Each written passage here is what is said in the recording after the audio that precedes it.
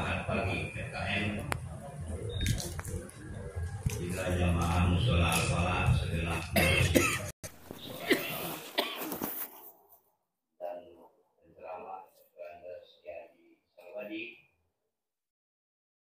yang kami hormati kaum ibu majelis taklim musola al-falah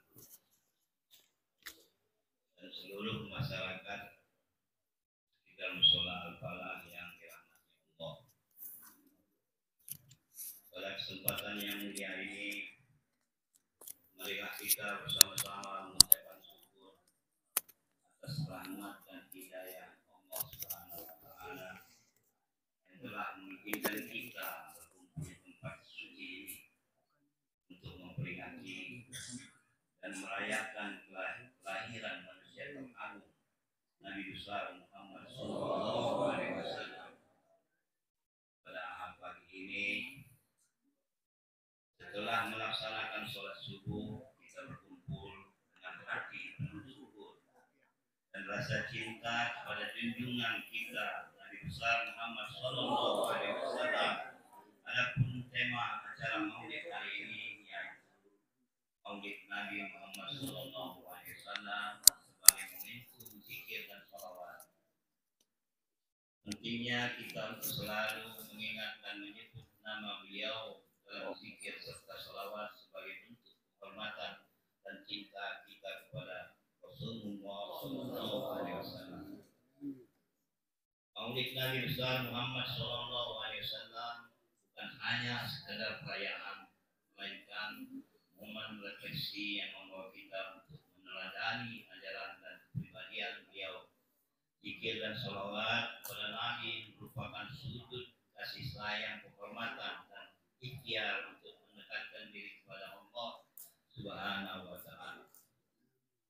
Dalam kesempatan yang baik ini, kami ucapkan terima kasih yang tulus kepada para ulama, ustadz dan ustazah yang hadir di antara kita, yang telah memberikan ilmu dan pengetahuan kepada kita semua serta menjelaskan keutamaan zikir dan salawat kepada Nabi besar Muhammad Sallallahu Alaihi Wasallam. Terima kasih juga kepada seluruh jemaah yang hadir atas kehadiran dan partisipasi aktifnya dalam acara ini.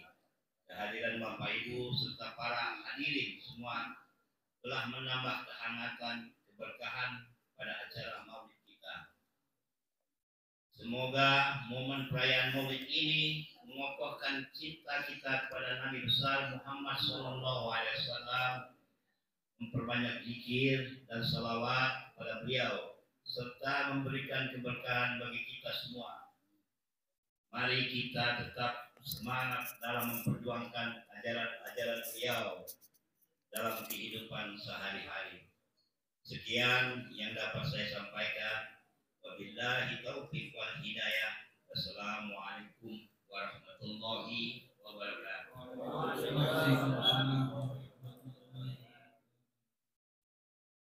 Hadirin jamaah sekalian yang berbahagia kita semua. Demikian tadi sambutan yang telah disampaikan oleh Ketua DKM Pak Hasan. Intinya mengucapkan terima kasih yang sebesar-besarnya dan mohon maaf apabila ada kekurangan dalam segala kalian. Hadirin hadirat jamaah sekalian yang berbahagia. Biarlah sudah kita mendengarkan manusia yang kita simak ya acara selanjutnya, yaitu pembacaan kalamullah, ayat-ayat suci Al-Quran yang akan disampaikan oleh Ustaz Al-Fatih Al-Sultani. Pada beliau kami persilakan.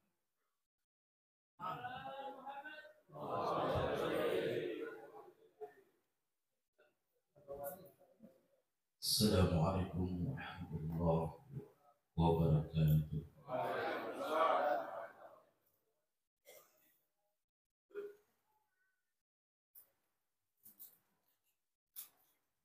أعوذ بالله من الشيطان الرجيم.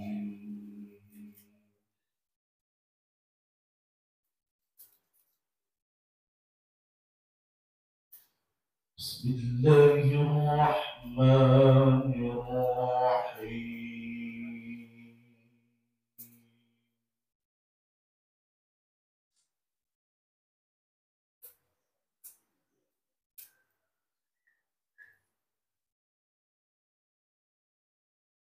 لقد كان لكم في رسول الله أسوة حسنة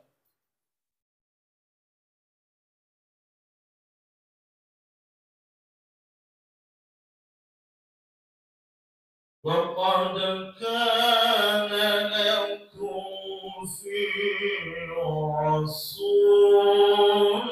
الله أسوة حسنة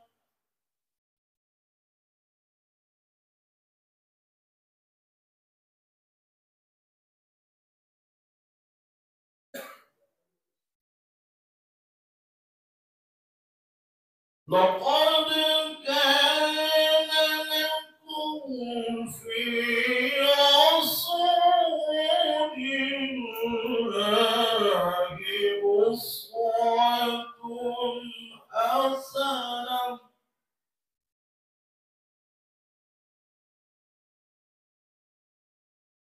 أسوة حسنة لمن كان يرجو الله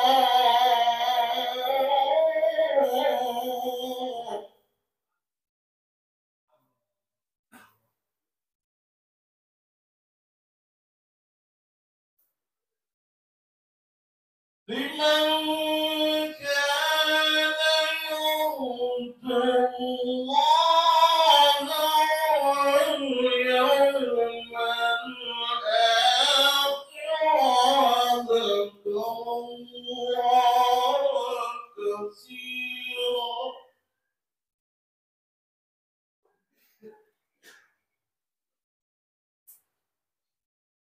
لمن كان يرجو الله واليوم الآخر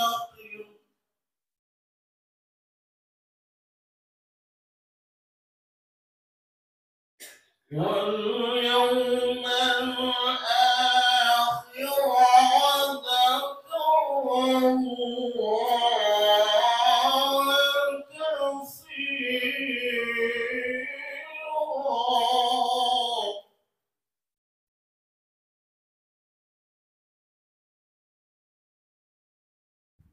ولما رأى المؤمنون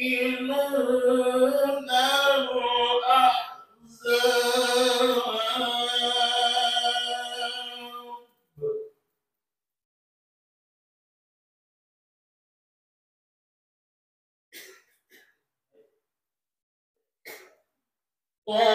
قالوا هذا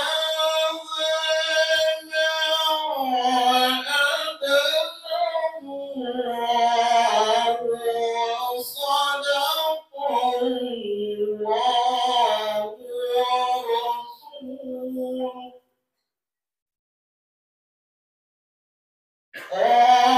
قالوا هذا ما وعدنا الله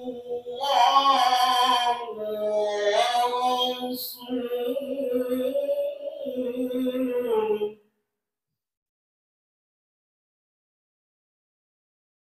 وصدق الله ورسوله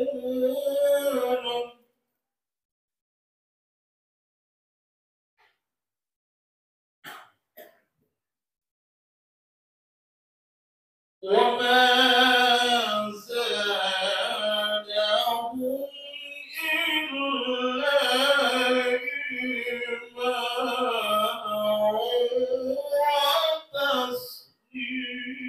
وتسليما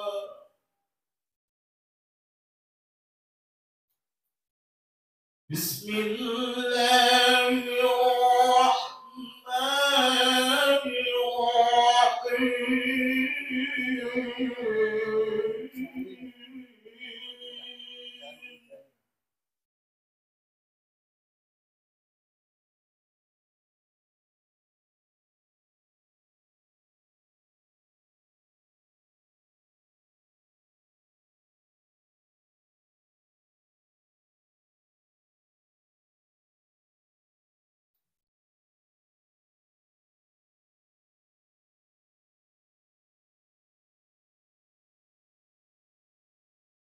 ولكن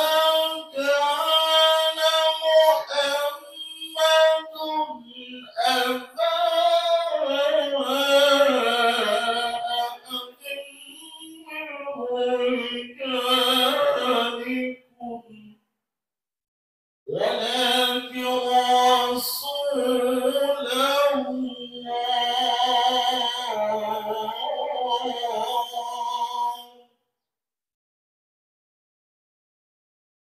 وخاتم النبيين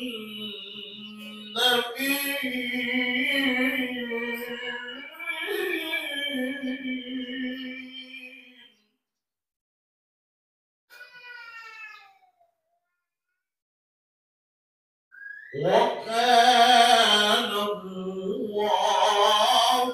بكل شيء عليما صدق الله العظيم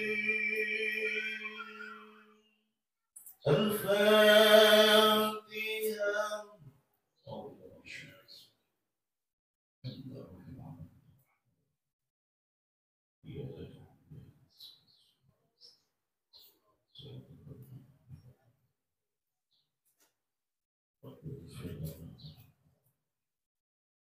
السلام عليكم ورحمة الله وبركاته. Demikianlah tadi bersama-sama kita bacaan ayat-ayat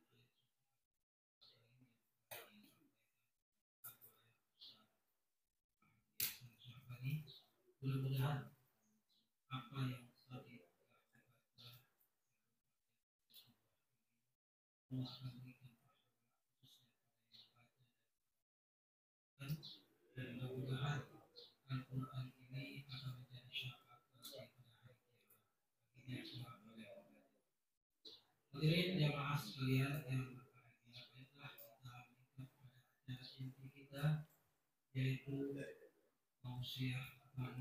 mau'izatul hasanah yang akan disampaikan oleh guru kita Ustaz Kiai Haji Sawaldi, bukan Salwadi ya. Begitu, mari sama-sama kita simak apa yang beliau akan sampaikan ini. Mudah-mudahan dapat kita amalkan pada guru kita waktu dan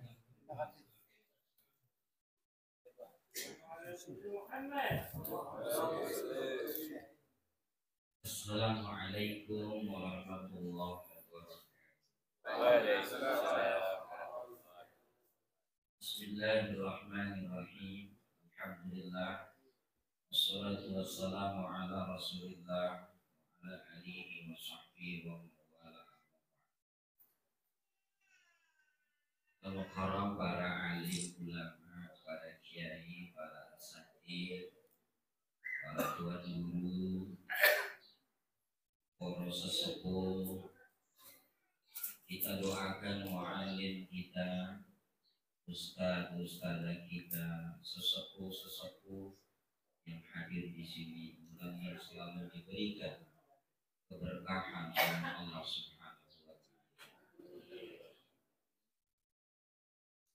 Yang sangat saya hormati Ketua DKM Mushola Al-Falah beserta pengurus, bapak-bapak, ibu-ibu jamaah yang hari ini telah mengikuti acara gabungan subuh atau kegiatan peringatan Maulid di Mushola Al-Falah. Mudah-mudahan semuanya diberikan berkah oleh Allah. Amin ya rabbal alamin. Kelihatan ibu-ibu. Baik, memang ibu-ibu dari tadi ngeliatin itu yang sama kecil banget. Baik, saya ngerti.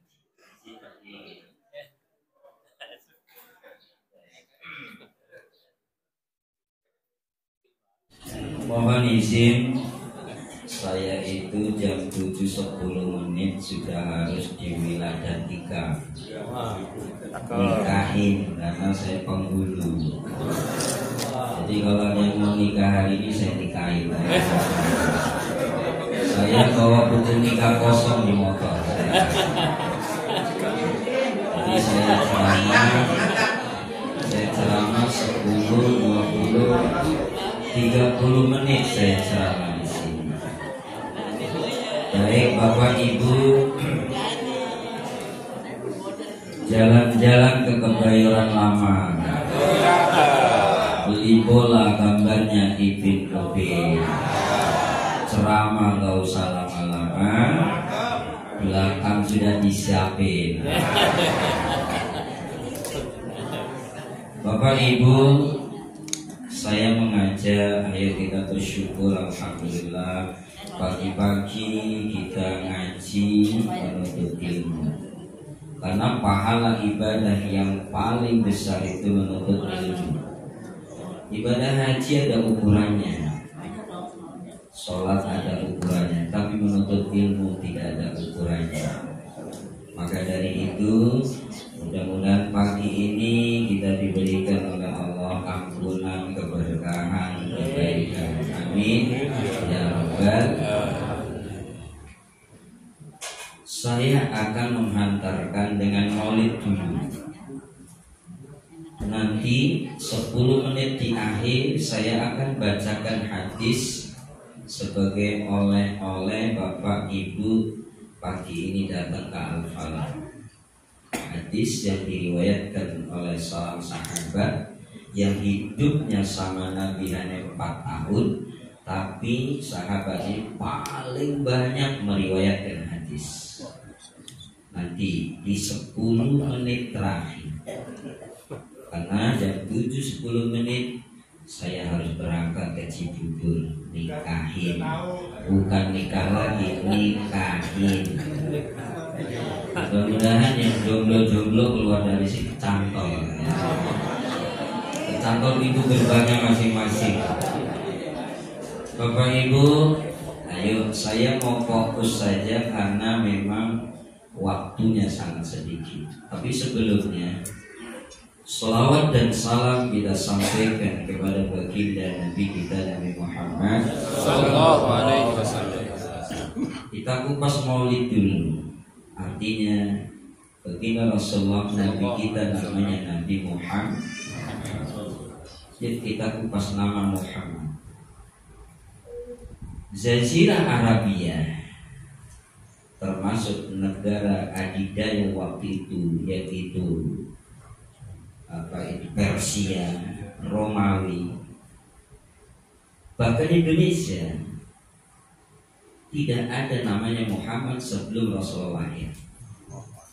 Saya belum pernah membaca di buku, di kitab, di informasi sebelum Rasulullah lahir ada nama Muhammad dituangkan di seseorang.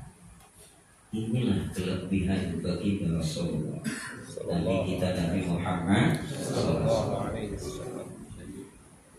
Terus nama Muhammad, siapa yang ngasih namanya? Apa ibunya, apa kakeknya, atau pamannya? Ada 2 pendapat. Ada mengatakan nama Muhammad itu diberikan oleh ibunya, tapi tidak kuat, tidak cukup. Yang paling kuat nama Muhammad itu diberikan oleh kakeknya. Siapa nama kakeknya? Itu nama panggilannya. Nama aslinya bukan Abdul Muthalib, tapi Syaibah, Syaibatul Haq. Panggilannya Abdul Muthalib. Ini dengerin gak sih? Kok pada diem aja? Tolong di belakang sisain untuk Ustadz sok buntutnya. Kelihatannya sok buntut. Saya ingin sampaikan biar tahu kita. Mudah-mudahan jamnya mati ya. Tapi pernikahan saya bagaimana? Abdul Muthalib itu nama panggilan. Di Arab itu banyak dijuluki nama panggilannya, dipanggil dengan panggilannya. Abu Bakar itu nama panggilan. Abu Bakar itu nama panggilan. Aslinya Abdullah ibnu Utsman ibnu Amir al-Quhafa. Namanya Abdullah. Ada lagi Abu Hurairah. Ini periwayatannya lagi. Itu nama aslinya Abdurrahman bin Sahr. Aslinya lagi Abdusyam. Oleh Rasulullah diganti dengan Abdurrahman bin Sahr. Termasuk saya, I have two name. The first name my name is Syawaldi. The second name my name is Syamsul Hadi. Understand? Yes. Apaan? Sama saya nggak ngerti ngomong apa.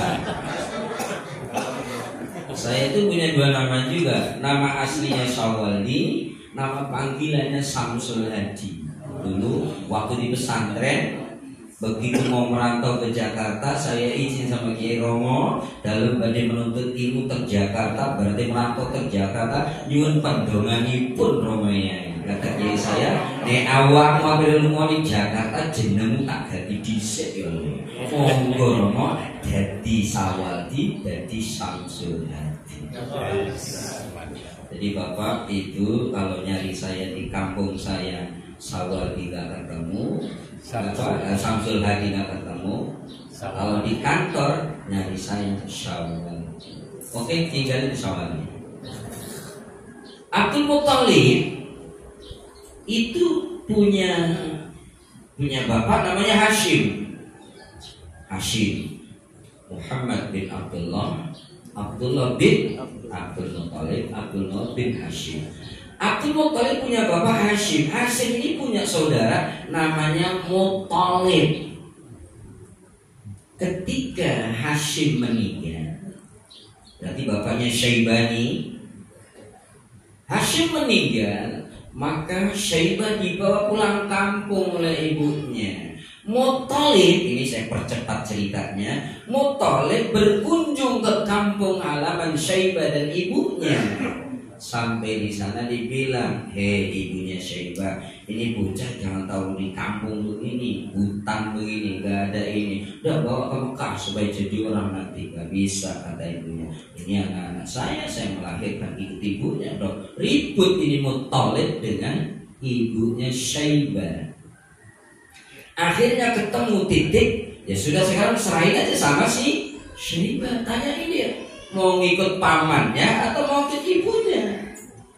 Tanya, yang banyak kamu aja, kata si Muthalib. Dia udah, hei Syaibah, aku ini ibumu yang melahirkanmu, ini pamanmu, saudara bapakmu. Kamu mau ikut ibu atau mau ikut pamanmu? Syaibah mikir-mikir, akhirnya menjawab, ibu, paman, mohon maaf kalau pilihan saya tidak sesuai. Saya mau ikut paman saya.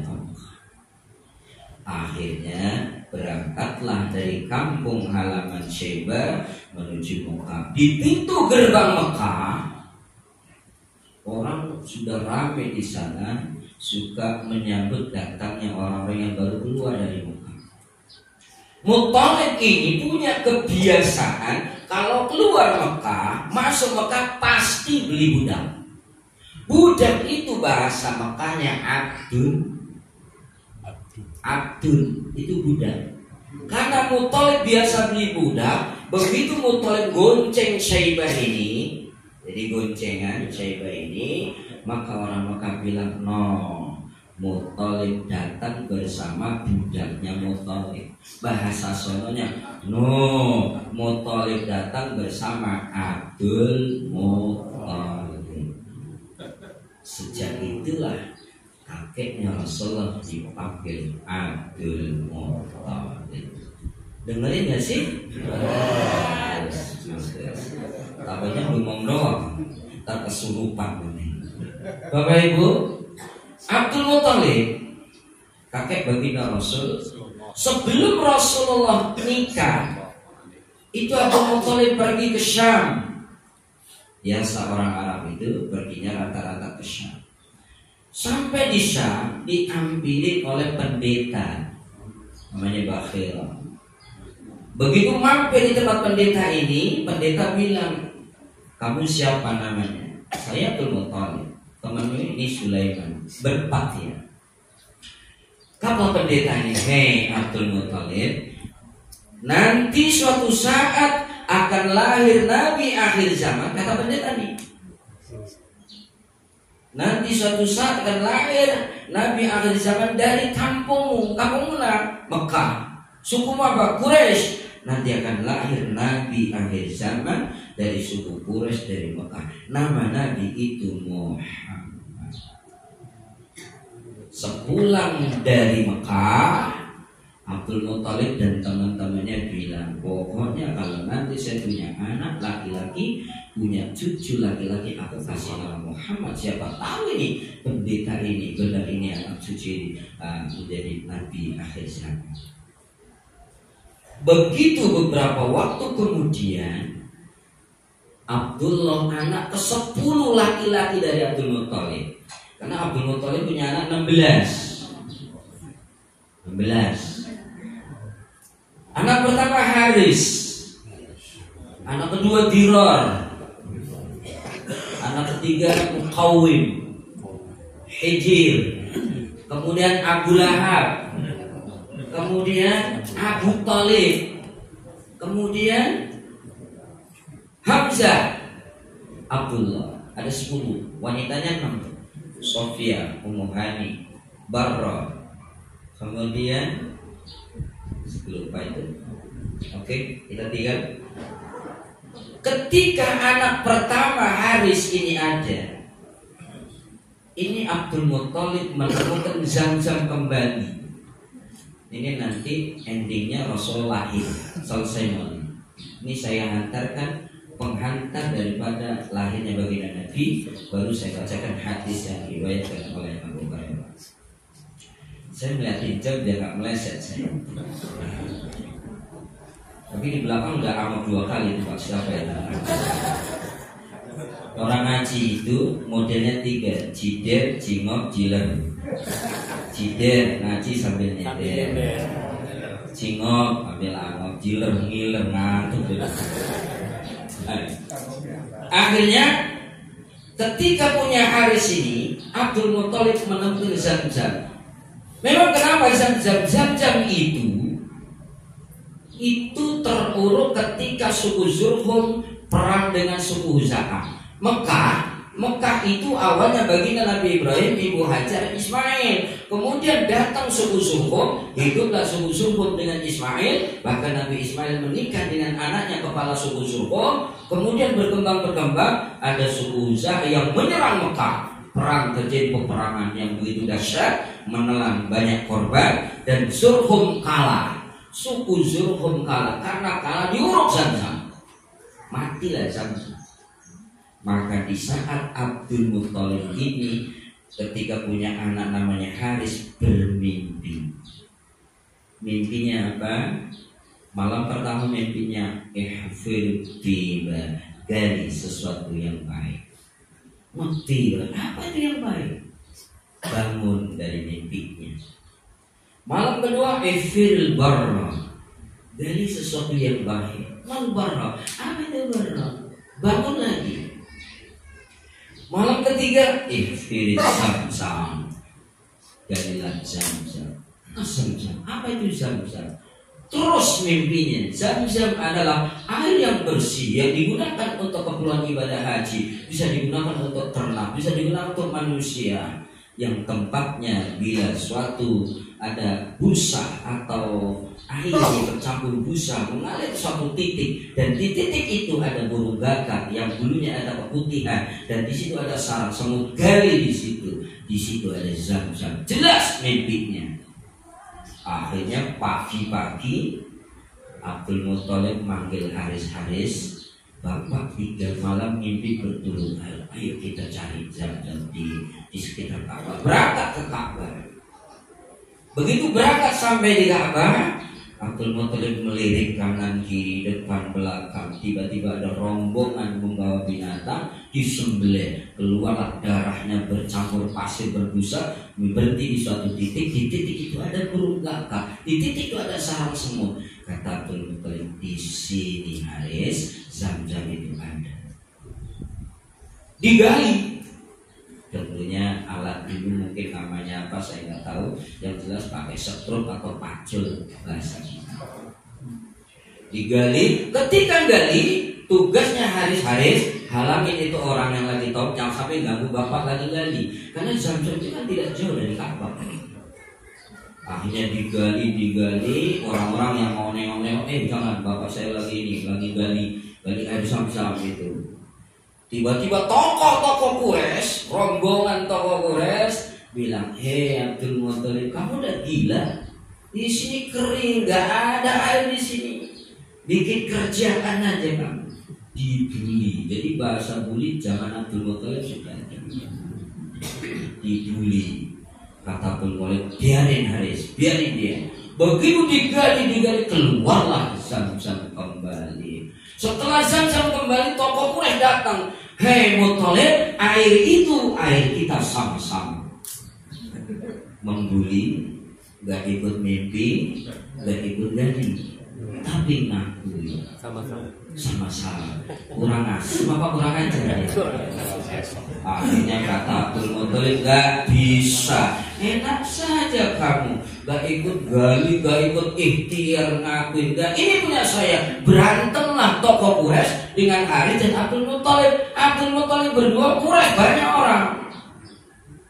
Tapi akhirnya ada penengah. Penengah ini umurnya sekitar 120 tahun. Kalian berantem. Kalau kalian bunuh-bunuhan, siapa yang hidup di sini? Mau kalian aku tengahin? Mau, silakan. Keputusan saya tidak boleh diganggu. Baik. Abdul Muthalib menyerahkan pada orang tua ini. Quraisy begini. Sekarang begini saja. Kita pergi ke Madinah. Atau orang tua.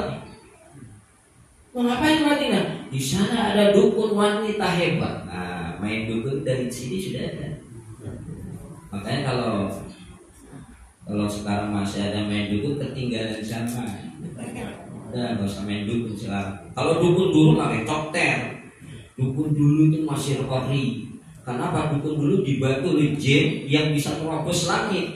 Setelah Rasulullah lahir tertutup sudah, tidak bisa rahasia langit dirusak oleh jin atau oleh makhluk lain. Pergi ke Madinah. Aduh, cepet banget ini jamnya. Pergi ke Madinah, sampai di Madinah, dukunnya tidak ada. Dukunnya tidak ada. Lagi pergi ke Khaybar. Khaybar itu Bapak Ibu tahu bahwa Khaybar itu tempatnya orang Yahudi. Yahudi di Madinah itu ada 3, Qainuqa, Quraidah, Bani Nadir. Itu Qainuqa diusir oleh Nabi dari Madinah, Bani Nadir diusir Nabi, larinya ke Khaybar. Quraidah tinggal. Quraidah nanti diusir pas perang Ahzab, perang Khandaq diusir. Karena beriadat semua nih 3-3-nya. Pergi ke Khaybar, jauh dari Madinah ke Khaybar. Kata Abdul Muthalib, gimana? Kamu masih ngotot cari dukun? Cari, kita ke Khaybar. Berangkat ke Khaybar. Di tengah perjalanan, bingkisan, bungkusan, sangunya airnya habis. Akhirnya kata Quraisy, ya Abdul Muthalib, kita udah gak bisa minuman, makanan, kita gak kuat. Terus sana kan padang pasir, gak ada rest area. Beda Jakarta Banyuwangi, rest area sabrak-abrak, tol terus, tapi ada rest area. Ini gak ada rest area, pasir gunung. Mudah-mudahan yang belum berangkat haji umroh saya doain berkah. Yang sudah berangkat lagi. Amin ya Rabbal. Walaupun kosasi, abidin, akuya, jamis pun gak apa-apa. Kosasi hajinya ongkos di jamis pun jaminan menjual sawah dan kebun. Kalau saya hajinya nakuya, nakut-nakutin orang kaya. Jadi ada orang kaya mendengar ceramah saya, mobilnya itu masya Allah, rumahnya masya Allah. Saya bilang, Ji, Ini mobil kalau mati gak bakal dibawa di sini. Ini rumah mewah ini juga bakal dibawa. Terus yang dibawa berangkatin haji Ustadz dia dibawa. Akhirnya saya dikasih uang 45 juta udah berangkatin. Alhamdulillah berangkat. Makanya saya hajinya nakut-nakutin orang. Kalau ada yang belum haji cari orang kaya takut-takutin siapa tahu nyangkau. Akhirnya kata Quraisy sudah ini aja kita berhenti di sini. Kita gali kuburan, siapa yang mati duluan masukin. Kata Abdul Muthalib, nah ini gak menyelesaikan masalah.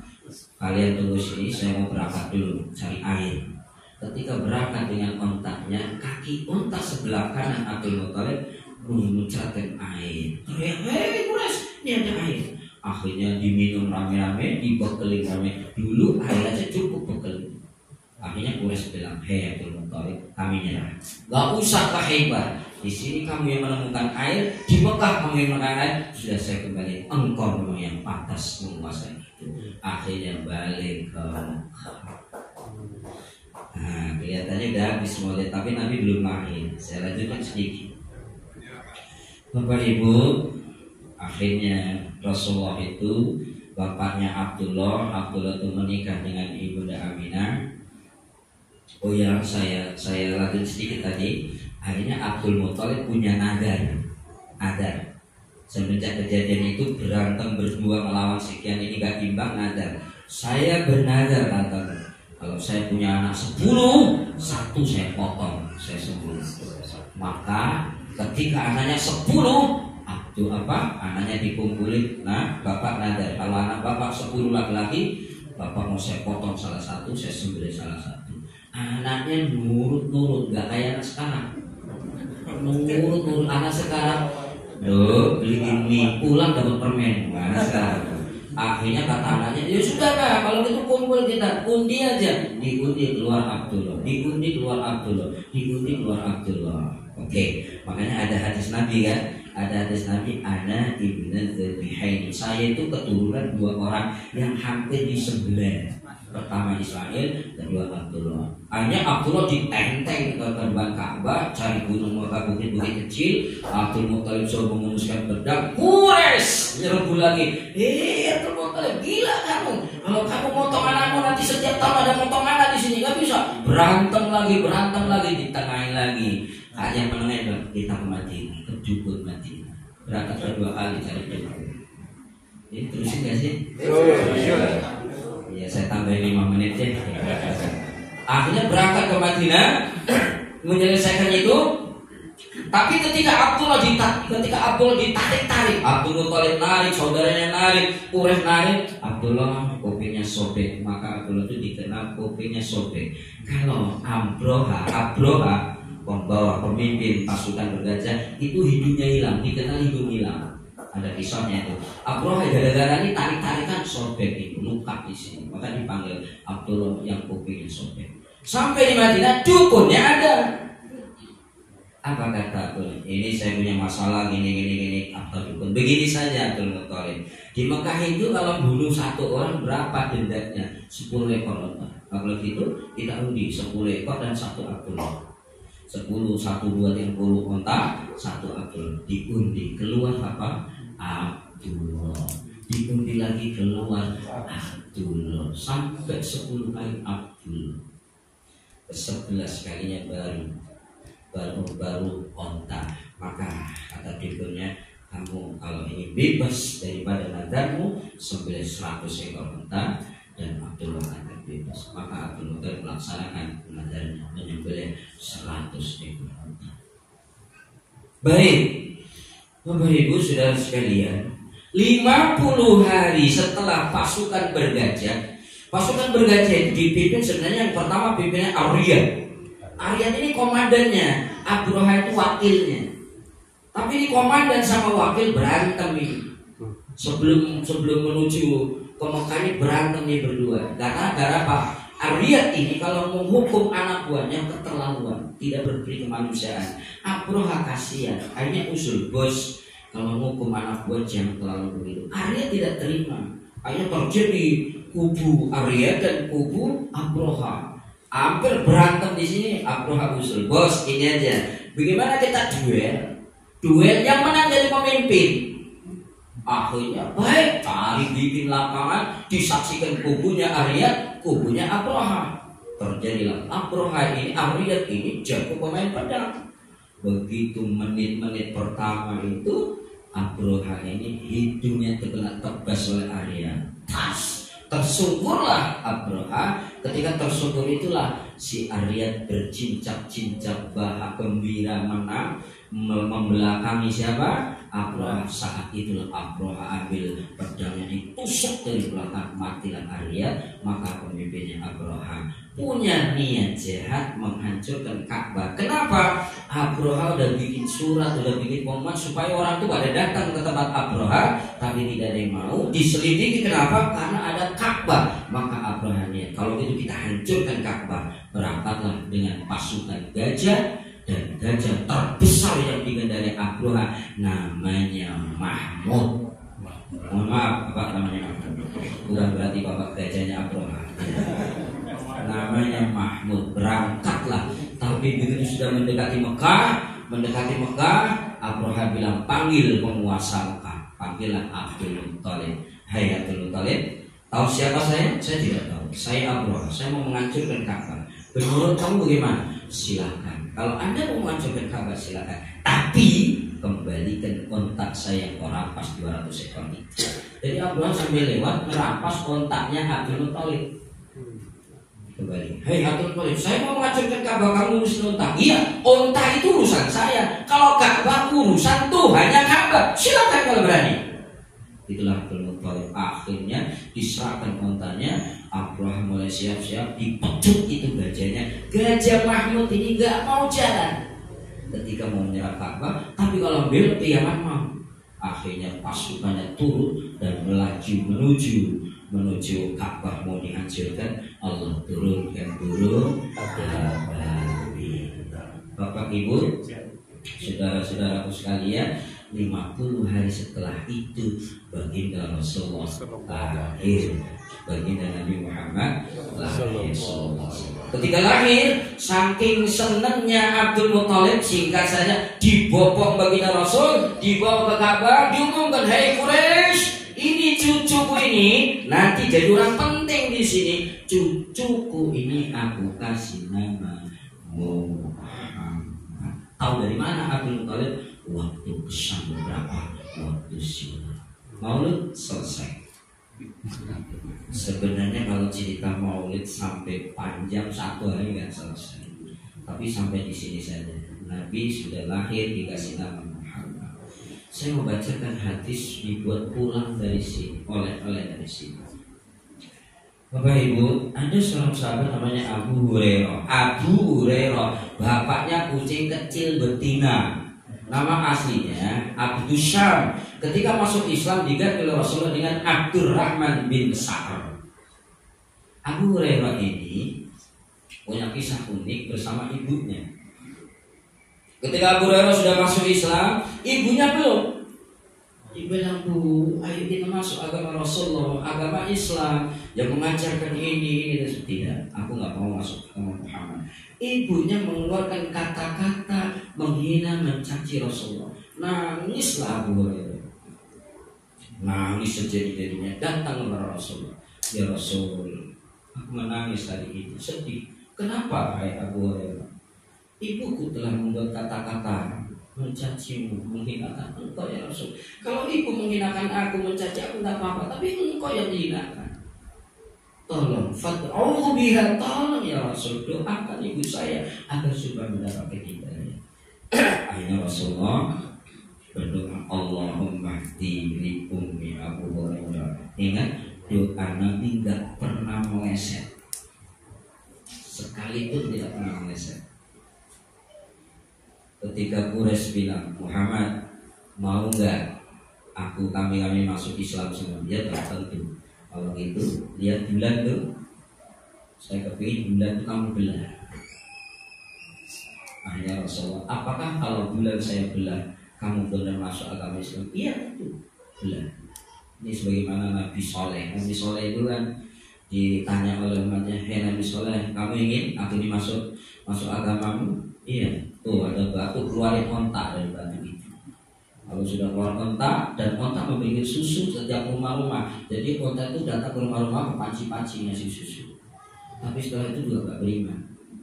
Akhirnya sebaiklah Rasulullah berdoa, ditunjuk itu bulan, di bulan terbelah bulan. Makanya ada surah Al-Qamar. Apakah orang Quraisy beriman? Tidak. Itulah hebatnya orang-orang Quraisy dan itulah hebatnya perjuangan Rasulullah. Baik, Abu Hurairah ini meriwayatkan hadis. Kata Abu Hurairah, ini intinya proses. Saya habisin jarum panjang yang ketiga, saya akan salam. Jadi mudah-mudahan lambat juga jamnya panjang. An Abu Hurairah radhiyallahu anhu Nabi qala Rasulullah sallallahu alaihi wasallam.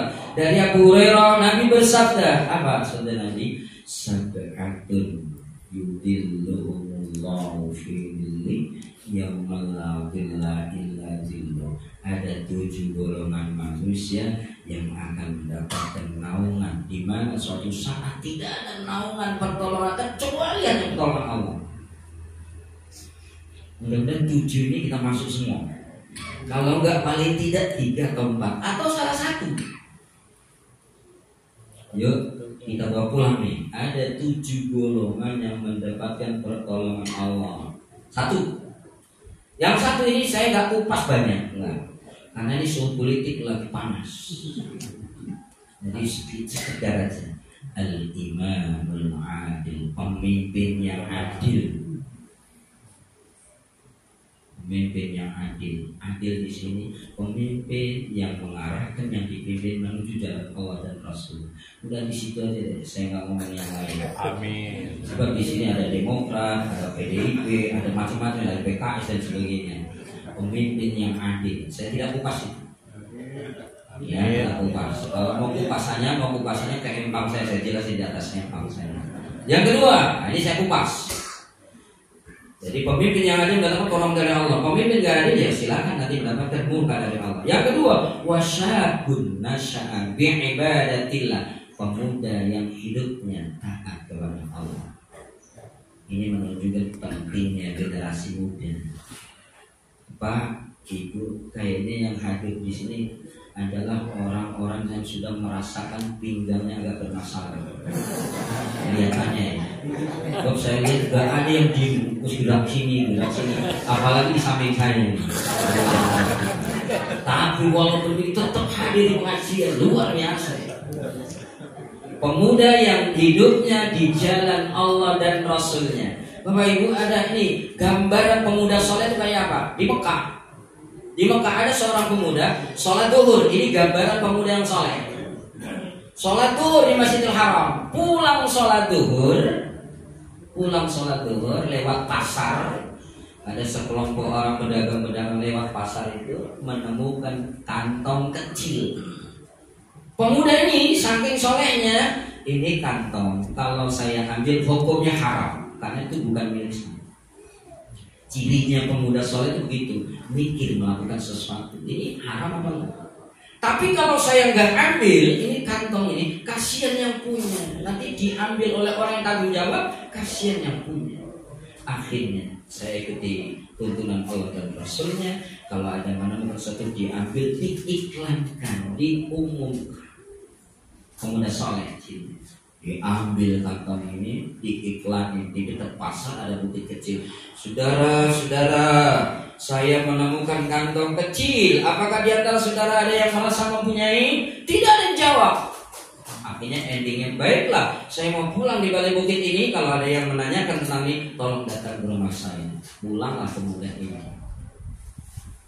Tiba-tiba waktu kemudian berlanjut sekitar 10-20 menit, datang orang tua berjilbab putih, berambut putih. Dia tertitah-titah menuju bukit yang sama di mana pemuda berdiri. Saudara-saudara, apakah di antara kalian ada yang menemukan kantong kecil saya? Hanya datang orang, Pak Tua, kantong kecilmu ditemukan oleh seorang pemuda, rumahnya balik bukit sana, silakan diambil sana. Berangkatlah Pak Tua, tok pintu di sana. Keluarlah anak muda. Anak muda, apa betul engkau menemukan kantong kecil saya? Pemuda soleh Pak Tua, mohon maaf, bukan saya tidak percaya. Bolehkah saya mengajukan pertanyaan? Sebab saya tidak mau salah kasih. Nah, ini pemuda sekarang. Oh silakan. Kantong kecilmu berwarna apa? Dijawab Pak, berwarna biru. Begitu dilihat, oh iya berwarna biru. Pak Tua, sekali lagi pertanyaannya. Takutnya saya salah kasih. Kantong kecilmu isinya apa? Ini. Sebab kalau salah kasih bagaimana? Akhirnya dibilang kantong kecilku isinya berlian, yang di situ ada leontin dari zamrud. Begitu dibuka benar berlian berupa kalung, ada leontin dari zamrud. Tentu ini berlian yang cukup mahal.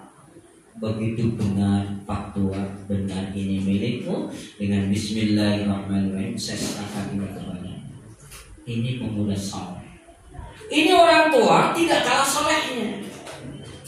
Hai anak muda, ketika aku kehilangan ini, baru pertama tahu bahwa kantongku jatuh, hilang. Aku bilang, ya Allah, andai nanti ada seorang menemukan kantongku, aku akan kasih hadiah berupa dinar. Hai pemuda, aku sudah niat ketika aku kalau ada yang menemukan kantong aku kasih dinar. Terimalah dinar ini dari. Apa kata pemuda? Pemuda lebih saleh. Wahai Pak Tua, ketika saya baru menemukan, saya juga, ya Allah, saya akan selamatkan ini barang, saya akan berikan karena Engkau ya Allah, bukan karena aku mendapatkan ini hadiah. Jadi Pak Tua, bawalah ini. Semuanya sudah Allah yang mengatur. Akhirnya Pak Tua tidak memberikan dinar karena anak muda menolak, dan anak muda dengan tulus ikhlas senang karena Pak Tua sudah menemukan. Ternyata jarum panjang sudah mendekati 3.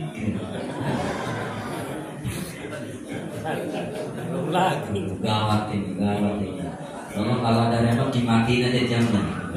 Akhirnya sebenarnya masih lanjut ini kisah anak muda. Saya tutup sampai situ aja.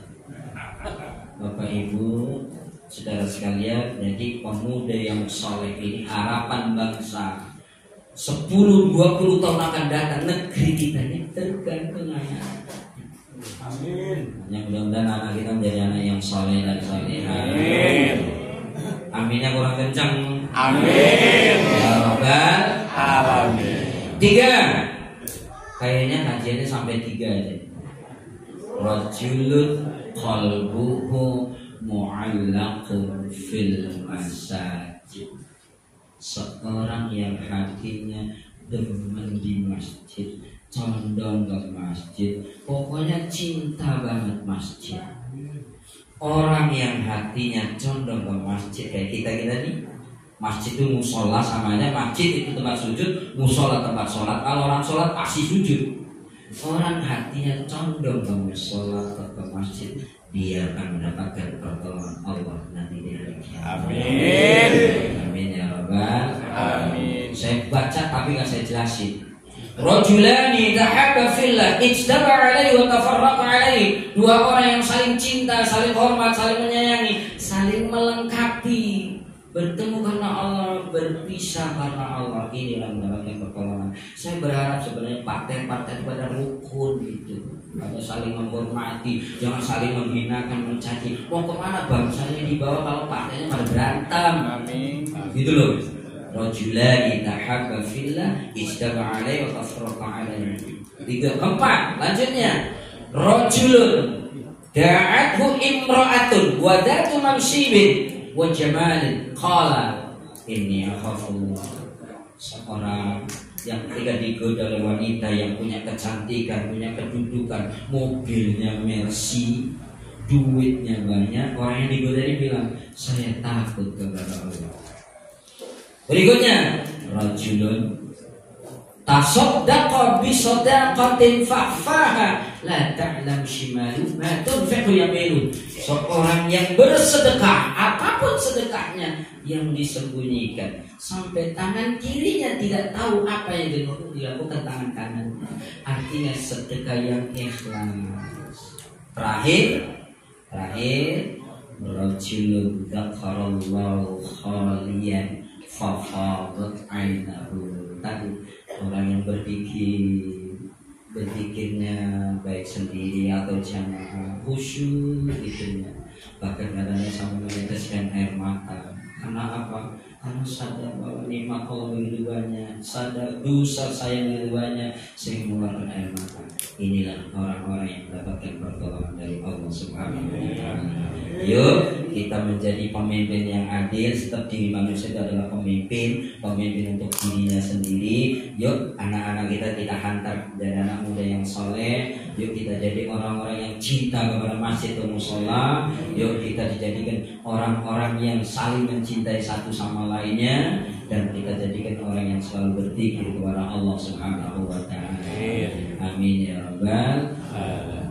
Bila ada jarum yang patah, tolong jangan pernah disimpan di dalam peti. Kalau ada kata bahasa penceramah yang salah, jangan disimpan di dalam hati. Bila ada sumur di ladang, boleh kita numpang mandi. Kalau ada umur yang panjang, insya Allah kita akan berjumpa lagi dalam waktu dan gelombang yang sama di RCTI. Oke, jalan-jalan ke Surabaya, beli kerudung berwarna biru. Inilah saya yang ceramah, orang yang kecil mirip Empu Wisnu. Terima kasih. Assalamualaikum warahmatullahi wabarakatuh.